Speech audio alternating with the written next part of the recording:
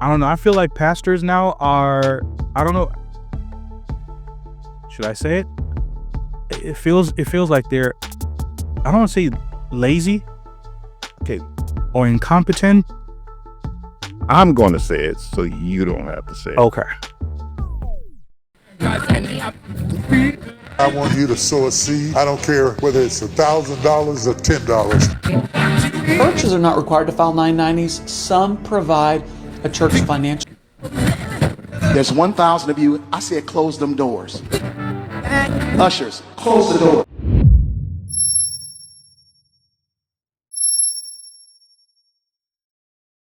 We're back. We're back. We're back. Ah, man, I'm back again with my brother JC. With his motto JC all day. How you doing, bro? I'm good. I'm good. I'm good. Living the dream. Living the dream. I'm living it. What have you been up to since my last behavior report? Oh, you know what? Just being me and just trying to understand us as black men.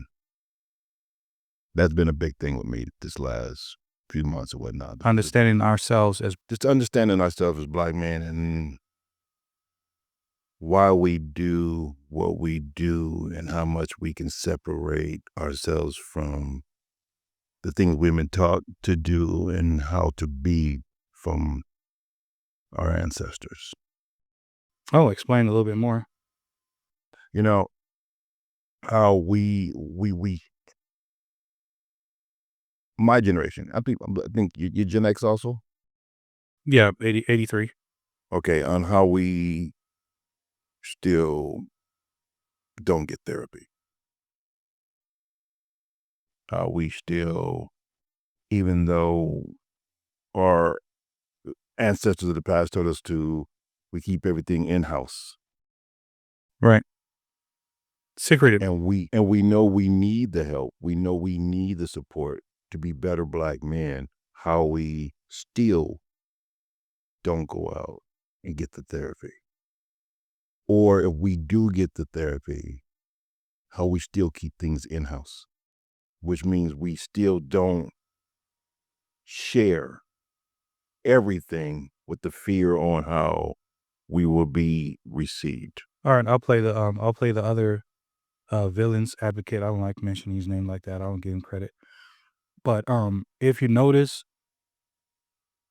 life before, I don't want to say post-slavery, Jim Crow, we had solid foundations as a people.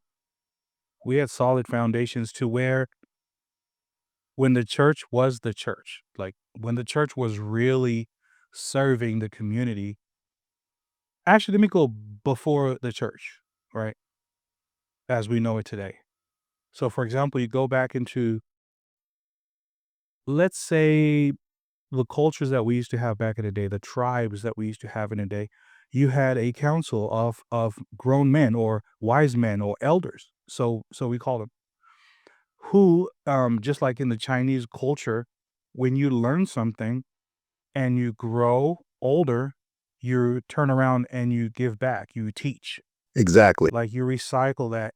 We we had that. Obviously, all these cultures learn from let's say the motherland where we all came from. And then obviously stayed there. So when you have people you can call pillars that you can lean on, that you can refer to, that they advise you not based on, well, I'm gonna give you some bad advice so I can benefit from you, which is not what's happening right now in this capitalist economy, right? Yeah, all that's gone. That's number one. Number two, everyone has, like, they're self-aggrandized, like they all want to benefit. Me helping you, how does that serve me? That's the first question that's asked now, right? Even to a point where now we have the Christian family, the Christian um group that we have now, with watered down versions of counsel. Okay. and I'm being as real and as raw as we can Oh yeah, because we what gotta we tell do. the truth. The church does not really give the raw information from the Most High, True that. right? I'm not saying the Bible does not have that information. I say the church is watering down the potency of the Bible. Because if you read the Bible, like if you read and I'm not trying to turn this into a Bible No, I hear you. discussion, but if you go, I'm talking about like references where we can draw information from. If you read straight from the Bible by yourself, you will notice that you get more information than when you depend on, say, a person to give you that information from a church, from a group of people called the elders, who water down things because they want to serve the tax exemption, so you speak. And I'm not trying to be controversial, but my thing is read the Bible for yourself and you get all the answers. But we have to be real with ourselves. I get it. There's certain times where I went through stuff and I'm like, man, I understand. I know what God says. I get what God says from the Bible, from the word. But it's very helpful to speak to somebody else who has studied Okay. the brain, Okay. aka the therapist. Who, by the way, all the therapists, all the counselors, all the whatevers now that we have now, the church had all that in the body of the church. You would go to church and you would sit down with a priest, pastor, whatever you call it, Buddhist, a monk, and they would really give you all the information you needed to solve your problems. Now, I don't know. I feel like pastors now are, I don't know, should I say it? It feels like they're, I don't want to say lazy Okay. or incompetent. I'm going to say it so you don't have to say it. Okay.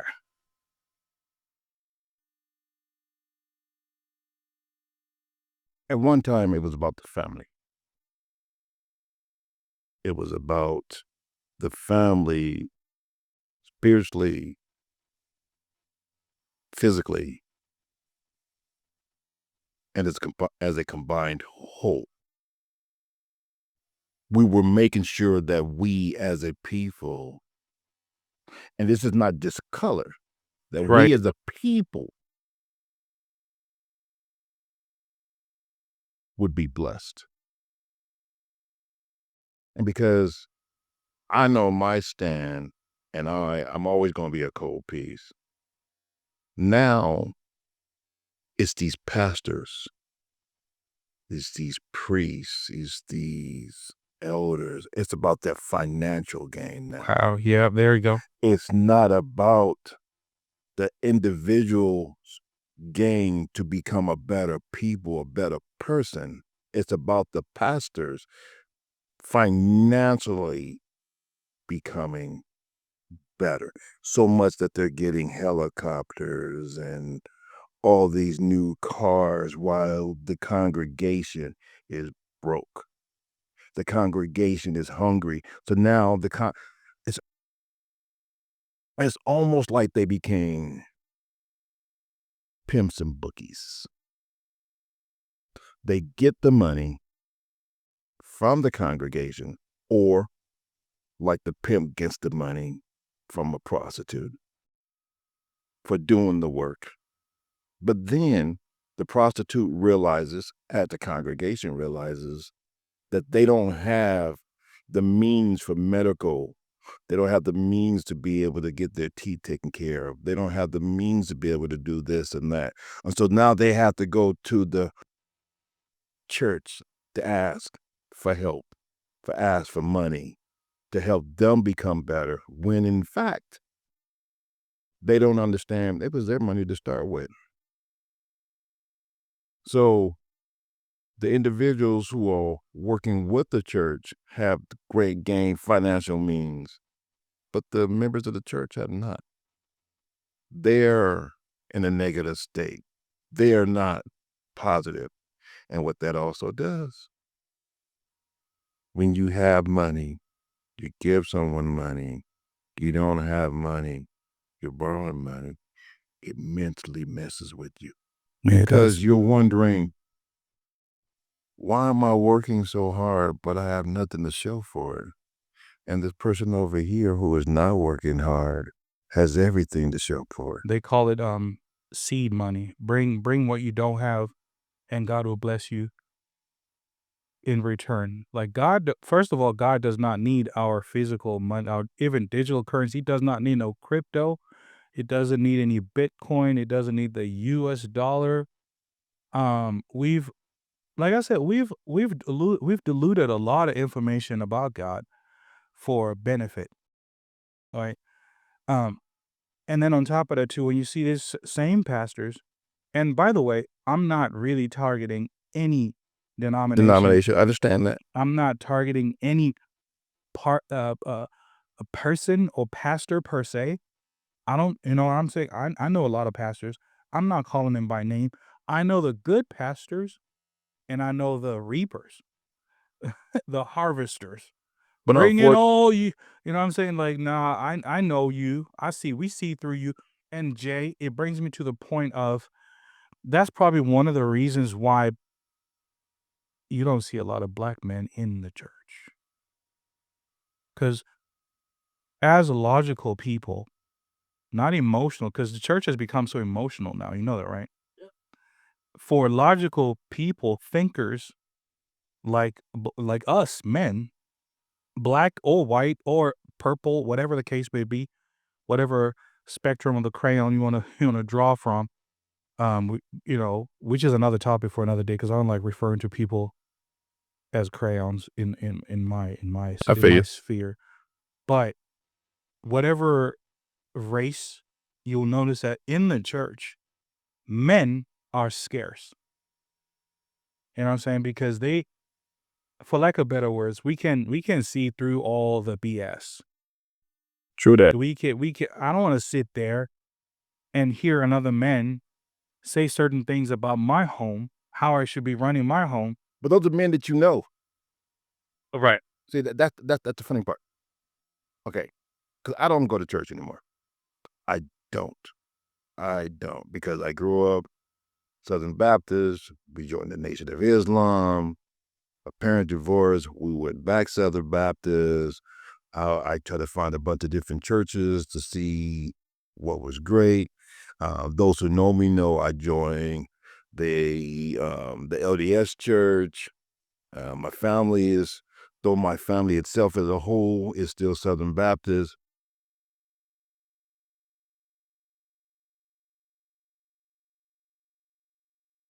The whole thing from the beginning of me going to church was we as young men didn't go to church because we wanted to. You were forced to. We were forced. You were forced to. Our Um, parents forced us to go to church. Now, Jay, look. Let me have you pause right there. There is nothing wrong with parents dictating how kids because that's parenting, right? And Dictating and forcing are two different things. no, no, No. no, it's the same. Okay. It's parenting. I mean, we Do can go back and forth, parents- which is great. That's what we're here for. Do parents today beat their children to go to church? No, they don't. Okay. Back in the day, we were. Jay, you got beef with everything. What are you talking Yeah, I did. about? You got beef with everything. But I wouldn't say I'm beaten. What are you looking at? Why are you looking at me like that? Why are you But- sad? But Why you got your head down? continuously, I'm gonna give you something to have your head down. Come on. continually being popped, Right. Being Oh yeah, that was life. being pinched and popped when you were at church, Come on now. being forced to do things. For- But yet, I know you love the word force, but to me it's parenting. no. Okay, today. You know why? You know why I said it? Let me justify myself. You know why? What is it? Options are the villain. Today, I'm a parent. Okay. So you see things differently. Today, I'm a parent. Parents of the past, and I'm talking about Gen X, Okay. were not parents. They were not parents. They were they were walking past dispensers. Every time my head came back, a baby popped up. And they didn't raise us until it became something to brag about to their friends. Everyone I grew up with,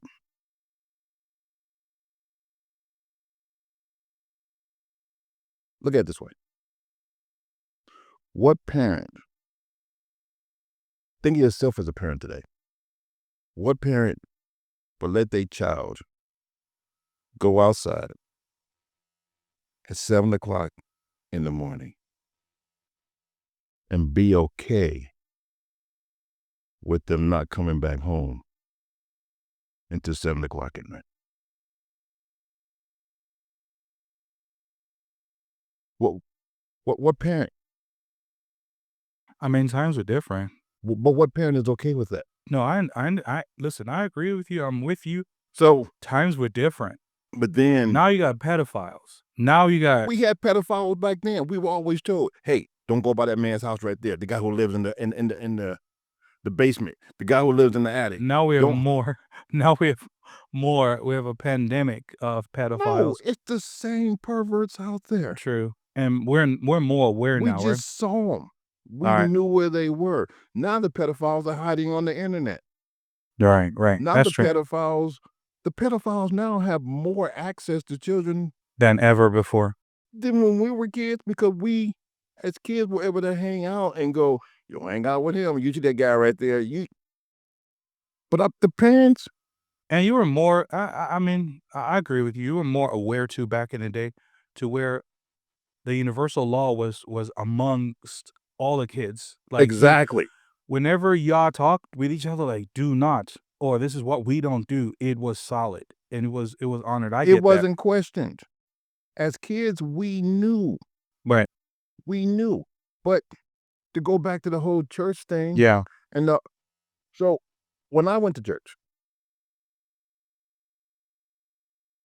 it was right after that era where you knew that men had handheld radios with an earpiece in, listening to their sports and their games instead of focusing on the word.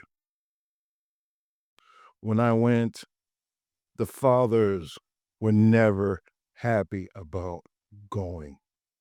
Many of the fathers, they were there because the wife said you have to go because we want the kids to go, and blah, blah, blah. But then, majority of the members of the church were only Christians in the church building. Just Christians on Sunday, Christians on Saturday. While in church. Because the moment they came out, they were back to being who they were. No, I agree. And we saw this. Like, As children, when I was the double standard. going to church, before I stopped going to church, I knew the bishop of the church, right? I knew the bishop of the church. Now, those who know me know I'm a cold piece. Those who know me know I retain information. Okay. And I don't normally speak on it until I need to speak on it, but I retain it. How am I supposed to respect the guy who got the title bishop when I knew who he was when he didn't have a suit on? Now he could stand in front of the congregation and preach the word. But I knew So the double standard. he wasn't living the word. Then my grandfather, his name for all the grandchildren, was Bishop. That's what we called him. Okay. We called him Bishop. I can't tell you his name today. But my grandmother was the head chorister. She was the organist. She did all the great stuff in church.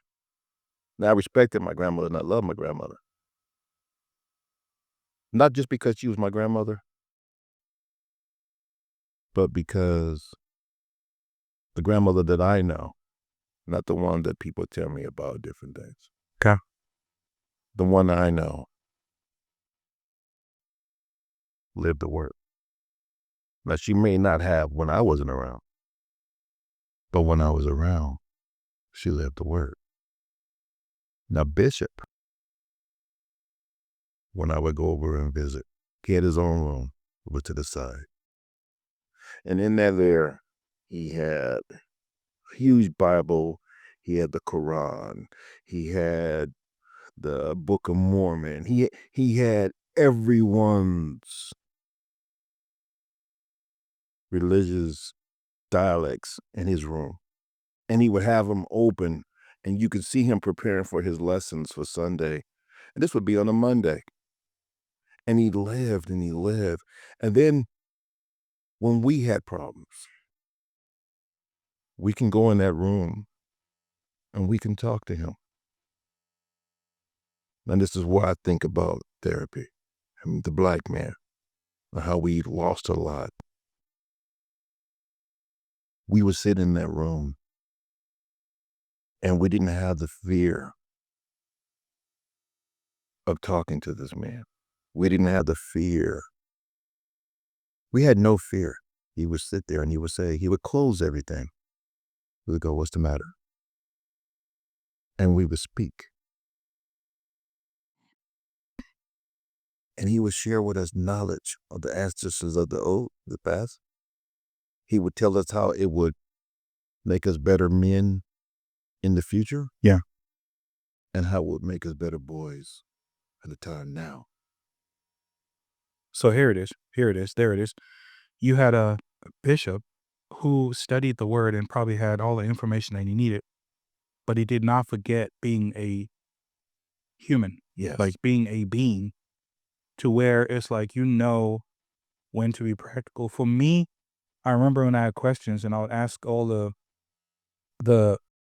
Christian fundis, so you speak, the Christian know-it-alls.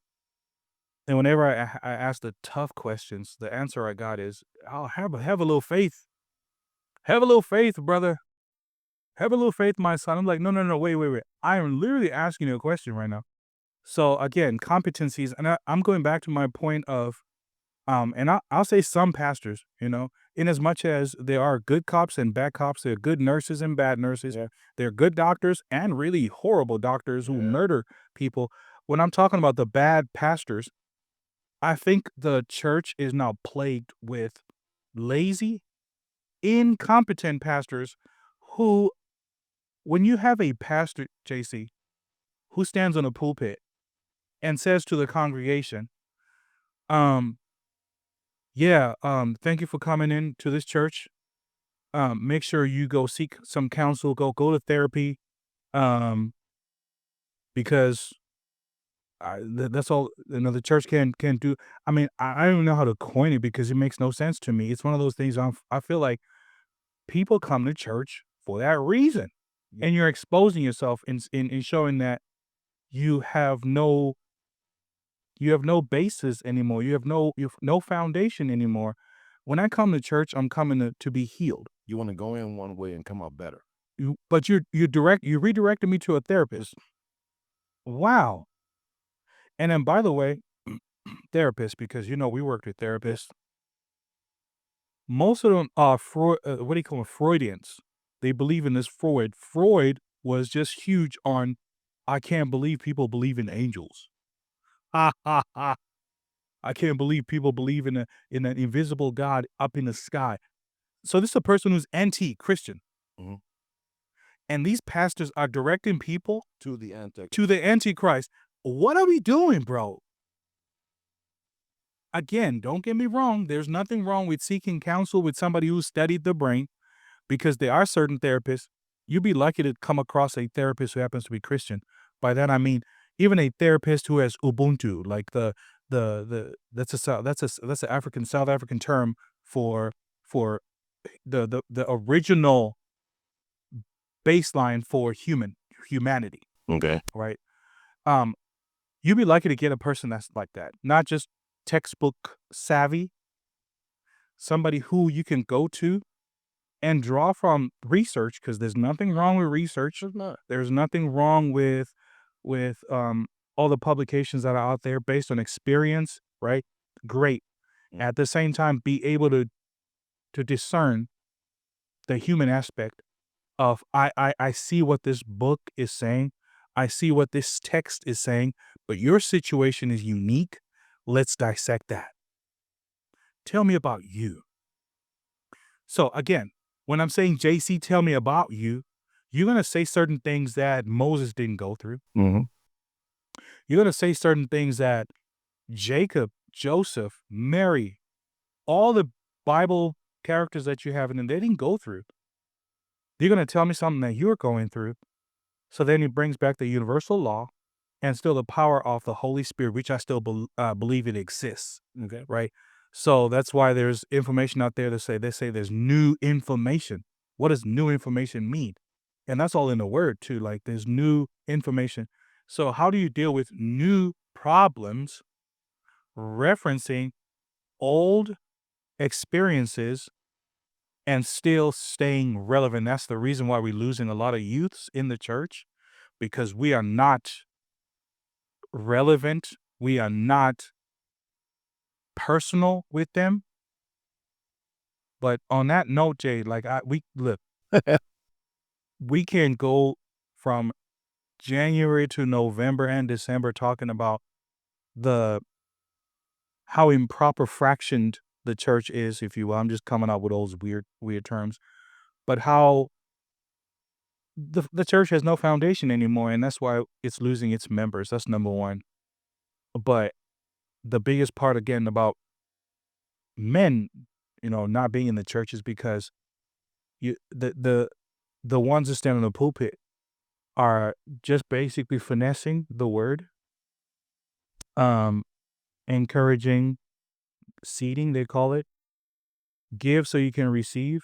But who puts them there? But they're the ones that are receiving and then driving off with a Rolls Royce, you know.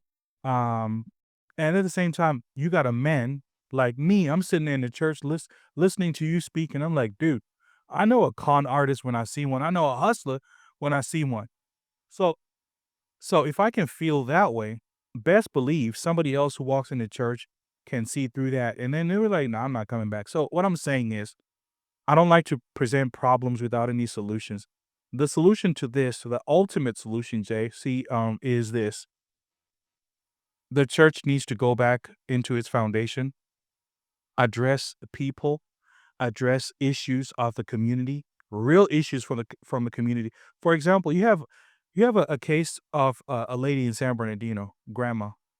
Okay, all granny gave offering to the church, gave tithe to the church her entire life. She was like 90 when she passed, but she gave for like 70 years, every Sunday without fail, and every month tithe without fail. It was projected that she literally gave close to $1 million. I mean, I don't know what the numbers were, but there came a point in time where she could not pay her taxes because she had paid off a house. She couldn't pay taxes in the home, and she needed a little help. Where was the church? Nowhere. They were made to take the money. Man, it's like, it's so sad. And it's like, wait a minute. Should we then go back to having audits in the church? Like indirect or direct or informal, formal audits, to where it's like, but why don't they? Yeah, because there's a separation of state and church, right? So that the government doesn't put their hand in it, but they have. But they because do when it- you're being tax exempt, but you they answer do to the it. government. They do it to the LDS church. Say it again. They do it to the LDS church. Mm. The LDS church gets audited. By the state or government. Yes. Huh. They want to know where all the money is going. They check. They check the books. They check the records. Right. There's records of every dollar. Man, we got hot. We got so hot with the church, guys. For lack of better words, the church is ours. We are the church. So when we're saying the church, we're talking about us. Mhm. There is a problem in the house. And so if there's a problem in the house, we're just having a family meeting. True that. We're not attacking nobody. We're not attacking no denomination. Because I don't want to pull up in church. I still go to church, by the way. And I don't want to pull up to church and somebody be like, you were talking about us. No, I'm talking about us, Us. not you. And if you take it, if you take it as if you get approached that someone says you were talking about us, then that person needs to look at themselves. Back in the mirror. When you start to take stuff personally, there's a reason why we take things personally. Mm-hmm. Because sometimes it's about you. And it's something that you need Right. to fix. Fix it. They say, fix it, Jesus.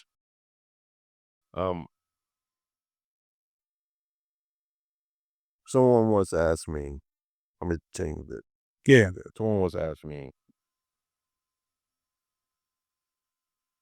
should there be, you can answer this question, should there be an age where a man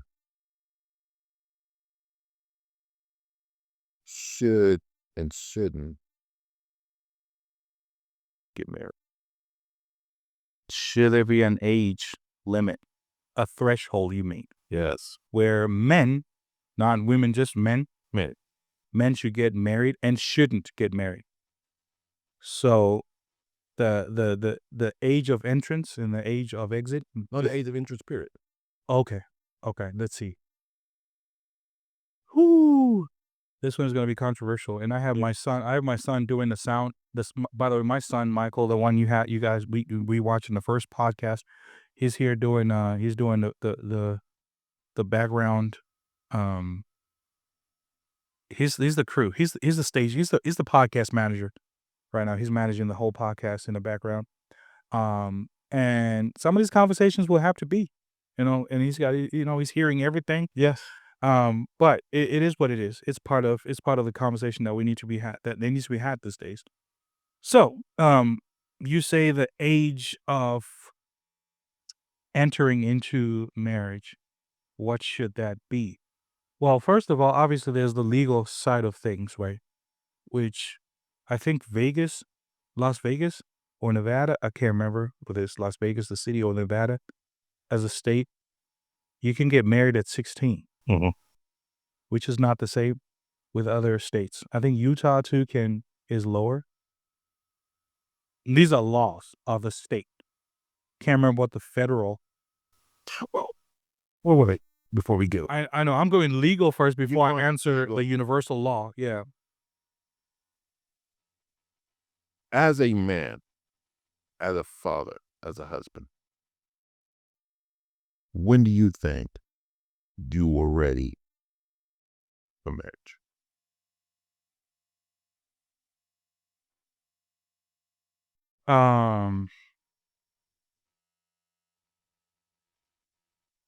Man, I'll say in the 30s. I'll strongly say in the 30s. Now, don't get me wrong. You are able to procreate at 13, 14, 15 as a man, but procreation is not the barometer of parenting or being a father. Exactly. Responsibility is the subject matter here. That's in question. So at 13, you can't even take care of your hamster in the backyard. You can't take care of your little puppy. Who has hamsters in the backyard? They keep him in the house now. They always kept him in the house. bro. Like I'm not for no rat in the house. I don't care who you are. I don't care. Like that. I'm projecting. I'm projecting. I'm projecting. N- You're not gonna have no rat running around the house.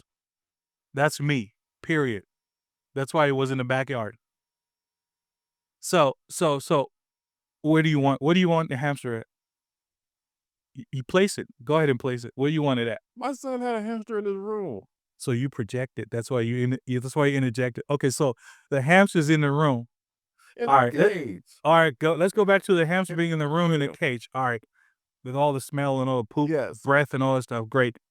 You have you barely can take care of that Yes, that is true. in the cage. He couldn't take care of it Can't take care of goldfish in a fish tank without us without telling them they never died. man. That's another case for another day. So you can barely take care of that, Jay. You can barely make yourself a sandwich to go to school, and you want to bring life. So no, the fact that you can procreate does not qualify you for being a parent. So the reason why I say 30, when I look back at life, you know, at as a teenager, there's no way. In the early 20s, it's a lot of work, a lot of responsibility, and a lot. It's too much for anyone to take on their shoulders to be able to be responsible for other lives on top of the life that you're marrying. Because when you marry, you are taking that life and saying, I am now responsible for you as much as you are responsible for me. So, and if you notice that many folks, they go back to that whole, I want to build my castle first before my queen comes to it. That is true, but that's not the life we live in. And the reason why is because we're still chasing the bag. Even at 80 years old, you're still chasing it. So it's like there's no aha, I've arrived, I've made it, I can get married safely and responsibly. There's no such thing. But I can safely say 30, Jay. 30 years old plus is where you're mature enough for men. Mhm. Now women can marry at 18, 19, 20. Because they have a different logic. Right. They have a different They're perspective. built for that. Because Nurturing. women, now I may offend some women, and if I do so, well, it happened. Women grow up as girls playing with dolls. Okay, prep. So they're prepared. They're playing with dolls. They're falling in love with these princesses on the screen. They are, Princes, you mean? what's that? You say falling in love with princes? Princesses. Princes? What do they call princesses? But they're falling in love with them, or they just love their characters? They love the character. Gotcha. Okay. We're playing with trucks. We're jumping off roofs. We are running our heads into things. I'm a football player. I love football, but anybody who can give me the concept of putting on a helmet and running to someone else like a ram, it doesn't make any sense. We are not prepared when they are. All right. So I see where you are.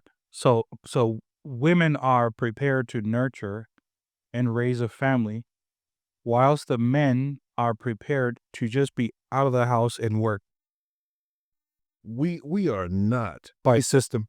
For me, it wasn't until my 40s Okay.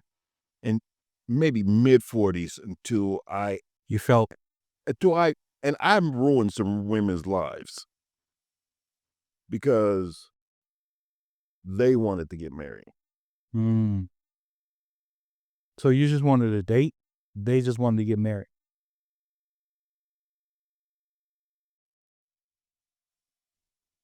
Yeah. All right. So now I'll ask you, why do you think they wanted to get married? Honestly, just without thinking To too get at much. their mother's house. That's number one. So you were okay. To get To I was already out my mother's house. okay. To get out their mother's houses, to be like their girlfriends, Some of them that got married. Okay. Yeah, so they wouldn't be the single girl in the crowd. Because they fell for my lies. Okay. And so many young women today are falling for the young man's lies.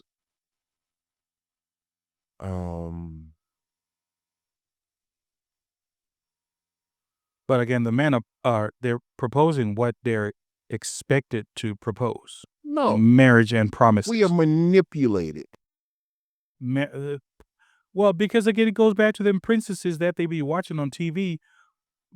Prince in shining armor is going to come and whip them away and give them a beautiful castle where they live happy ever after. But the reason why I asked you the question on the why do they propose to get married?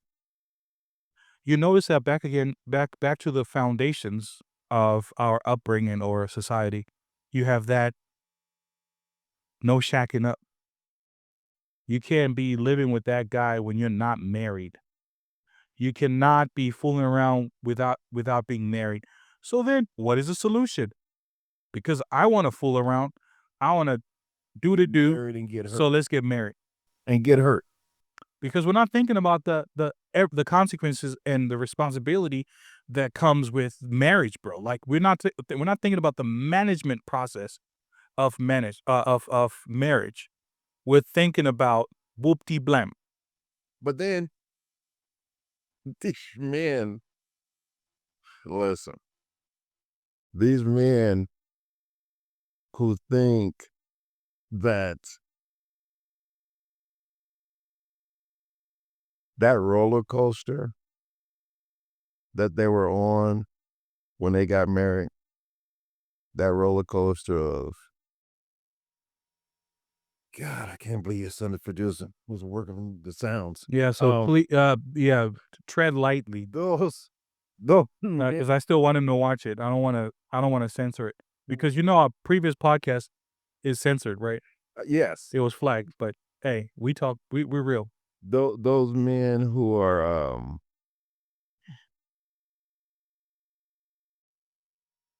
enjoying the benefits of marriage Okay. in the beginning don't realize that those constant benefits don't stay constant. Ooh, there's an expiration date. There's not an expiration date, but Hey, milk goes bad. That's what I mean. it starts to get watered out. Mm. It's fully homogenized milk when you get married. And some men may end up with 2%. Some men may end up with 1%. And some men may end up with soy milk. I was gonna say. It would end up with soy milk. And Almond. yeah. And so that woman, no man wants soy milk. I don't care who you are. Your stomach says you have to take soy milk, but you still want homogenized milk. So you're basically you're drinking white water. You know it don't taste right. And so these women get hurt because they were ready to get married and get this beautiful life at a young age. And these young men expected homogenize their whole life. Yeah. And then those women get hurt. So these men have to know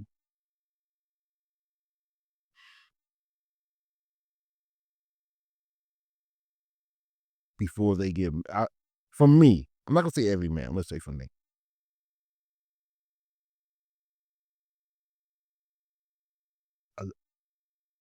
You have to know when you're ready to get into that instead of when she's ready to get into that. Right. That's a word. Because we're stupid for a long time. We really are. we're so stupid that she can say, I want to get married. Yeah, but watch this. Watch how imbalanced the whole thing is. We're raised the right way, but then because we are motivated by the wrong things, we jump into this whole contract without thinking. The reason why I say is this: we're born and raised to say no sex before marriage. I'll just go straight to it. No sex before marriage. That's number one. Okay, so if there's no sex before marriage, what do you do if you want to have sex? Get married. But marriage is way more than just that, bro. Way more. Birds and the Understand that. bees is way. Actually, I would say the birds and the bees is like 5% of what marriage is about. You got to be mentally ready. My guy, it is Mentally you ready. are CEO and CFO It's of that thing. it's a game that you don't understand. Right. It's really a game So that so you don't so understand. to be the carrot cannot be that thing, bro, to jump in. And that's the reason why I say, because women will say, no, I'm not engaging in this, buddy, because we're not married. And then the guy will be like, okay, so then will you marry me? The motive behind the marriage is wrong. Similar to this, I'll tell you this. When I was young, I was told this because I was born and raised, Christian, Okay. period. I'm being transparent here. There's a time when I wanted there's a time when I wanted a tattoo. And the reason why I wanted it is because I got the permission from watching a music video from my favorite artist at that time, Brian McKnight. And knowing that Brian McKnight was born and raised Seventh-day Adventist, he was Seventh-day Adventist, was church guy, even though he was not singing the church music, and that was his job. I believed him to be a Christian. And then I'm watching him and I see this video. Boom, and he has a G Clef tattoo on his arm. I'm like, that's my hero. And he has a tattoo on his arm and he's Christian like me. So I think that gave me permission. I'm talking about a young fella, teenager, impressionable. And I was like, oh, so I need to get a tattoo because he has one. Mhm. Right. Now, trust me, I had enough support in my life that talked me out of it. And I'm so excited they talked me out of it because I have no regrets in that regard. I didn't have it. But my point is this: before that, this is what I was told. Before the counseling. Oh no, not in this house, you don't. That's the wrong answer. Number two, there's a point in time when I looked at, men wearing, earrings. I'm like, man, I like one of those. It looks cool. And when I proposed, can I get some ears? The answer that I got was not teaching on the why not or why should you. No, you don't wear that in this house. Wrong answer, because you know what? What happened the moment I left the house? You got pierced? 100%. That's the only thing. I don't have tattoos. I do have piercing. For a long time, my son didn't even know. Now, I know back in the day, I wore them. I know you probably remember that. But as soon as my son came to this world, those things flew out the window because I was not going to give a double standard impression on him. And then definitely the answer he's not getting is, oh, no, not in this house. It's real time. Sit down. Let's talk about this. And that's just the life we live now. You Yeah. cannot just do all that, do as I say, not as I do anymore. That does not work. You got to sit down and have a conversation, delineate on the whys. Similar, again, going back to the church, man, I'm beating on this church today. The church cannot give you that. Have faith, my son. Have faith, my brother. When a child is asking you a question, a specific question on the why is this way, sit down and explain. So the church needs to be patient. The church needs to go back and being competent again. I was always told, did you pray about it? Man, Pray that's about not it. practical. Pray about it. Like, That's so that's dismissive. Yeah. See, so it's like with me and my son. Right. It's another subject we want to talk about. Gotcha. But I say my son, though he had a father. It's my youngest. So I don't look at him as my stepson. I thought I'd been in my son's life since he was 4. I found out I've been in his life since he was 2.5. Okay. And he does a lot of stupid stuff. But that is, like I said earlier, what we do as young boys and young men. And I sometimes almost catch myself saying, we don't do that in this house. Yeah. Big mistake. I almost catch myself saying it. But then I call him into the study. Or I like to call my music room. And we sit there and we talk for like 20 minutes. Explaining these different things. Yeah. Letting him know how society looks at him. That part, man. Because I have 2 sons. I have one who's black and white. Mm-hmm. And I have another one who's Hispanic. Both of which already have dings against them from birth. Mm-hmm. And I have to explain to them and break things down to them so they can understand how their actions affect them. Right. So we weren't taught Decisions. how our actions affect us. We were never taught the trickle effect. We were never taught these things. We were just told no. To explain these to them is important. It's part of them becoming men. We have to explain these things to them. Yeah. You know, in the last podcast, I explained my Aunt Blanche, how important she was to me, how important she still is to me. My Aunt Blanche and my Jackie. And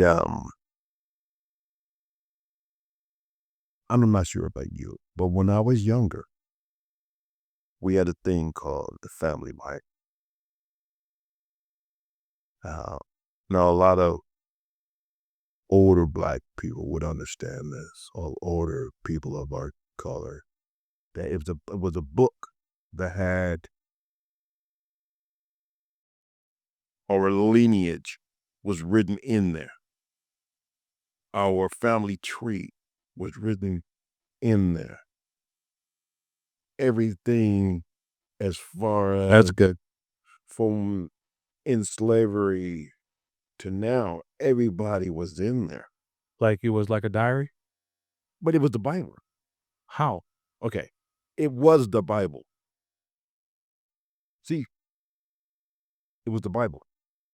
Explain to me, because for me, what you're referring to was merely just pictures where the unspoken Bible, so you say, was grandma with all the knowledge, and she was the library.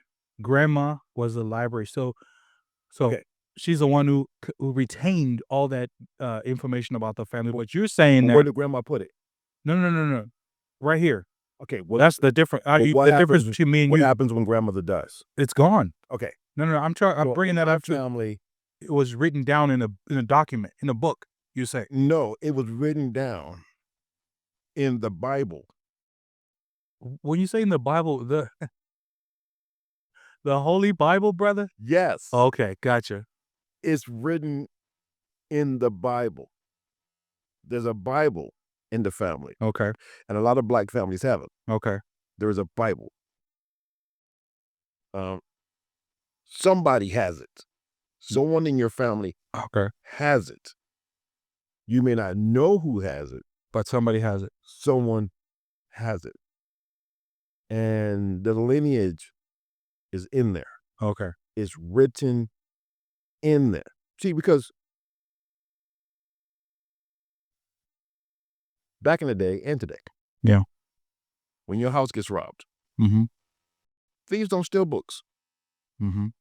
Thieves never steal books. It's always something else. Materialistic items are what thieves steal. Jewelry, electronics, and all that. They don't steal books. Okay. So that's where all the information is hidden. It's hidden within books. I got you. All right. So in the Bible was that. And so back in the day, if you had good relatives, they can sit down with you and explain to you who you are. Okay. Today, they can't do that because they don't know who you are. Right. They don't know where you came from. Okay. So all the information is still recording. I got you. Now, how do we wrap this up, Jay? How do we wrap it up? I mean, we touched on a lot of different things, subjects, a lot of different cuts. but leaning more on the edification of the black man. So you guys didn't have a Bible. So the Bible, The Bible, not according to the library, you said we didn't have a Bible. Easy question to answer. You dare not. You don't write anything in the Bible. The only thing you can do is highlight, and highlighters are like a new thing. You dare not touch the Bible. No. You don't rip off a page in the Bible. You don't write anything in the Bible. So that's how the Bible was in my family. That's why we probably never wrote it. When I say the Bible, Yeah. our Bible, it was old. Right. Not Passed down. but like generation to generation to generation. I got you. It wasn't like everybody started over brand new with their this book. It was almost like slave records. Jeez. So what were they writing? I mean, we're wrapping it up, but what were they writing on the book, on the Bible? Bible verses? It would be today's edition of a genealogy tree. How? You don't have to explain in to me. there, In a nutshell, and I would like to continue this on another it would podcast. say like my mom is Jeanette. Okay. It would say Jeanette as Rhonda. Oh, so there was a page where the genealogy was like 3 pages. Oh, okay. I And- thought you were saying like it was like a Bible, like when Moses went up the hill and you say, Janetta went up the hill, like type thing. No. But it was in the Bible. All right, It so was the genealogy. the genealogy I got was you. either in the back of the Bible, those extra pages that I got are you. white in the Bible, I got you. or in the front of the Bible. I got you. That's what that was. In my family, it was pictures.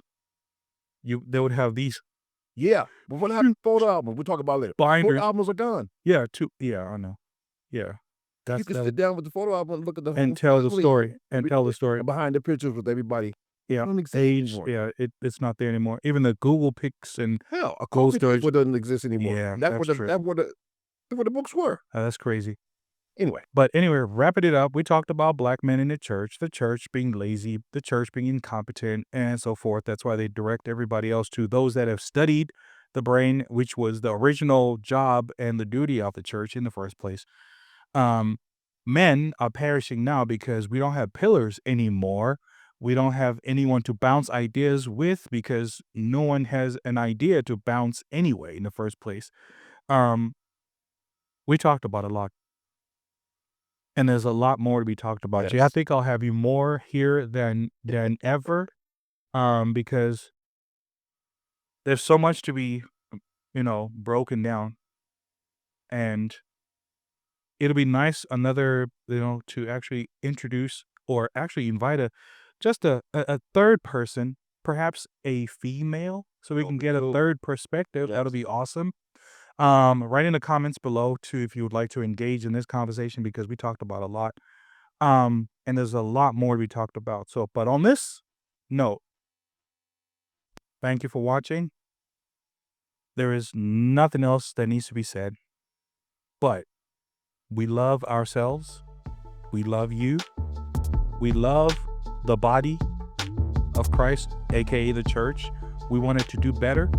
We want black people to do better. We want ourselves to do better. We want the community to do better. so much better. That's why we're having this conversation, The Opposite Me. Thank you for watching. Have a good one. Yeah. Shop.